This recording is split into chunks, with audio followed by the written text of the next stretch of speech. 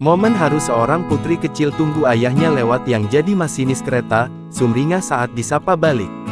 Baru-baru ini beredar video yang anak menyapa ayahnya yang seorang masinis mencuri perhatian hingga viral di media sosial. Video tersebut viral usai diunggah akun TikTok @amalianurha. Dalam video tersebut, terlihat seorang gadis kecil tersebut berdiri di perbatasan dekat rel kereta api dengan penuh antusias. Ketika kereta api yang dikemudikan sang ayah melintasi rel, gadis berbaju pink itu tampak senang. Terlebih ia terlihat sumringah saat sang ayah memberikan gerakan tangan sarangheo.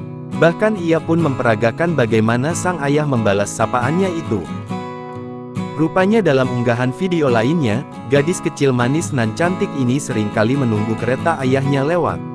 Momen ini pun bikin hati meleleh, karena gadis kecil itu memanggil ayahnya dengan penuh kegembiraan saat kereta melintas di depannya. Meski hanya dapat melihat ayahnya dari jauh, senyum bahagia merekah di wajah gadis kecil ini.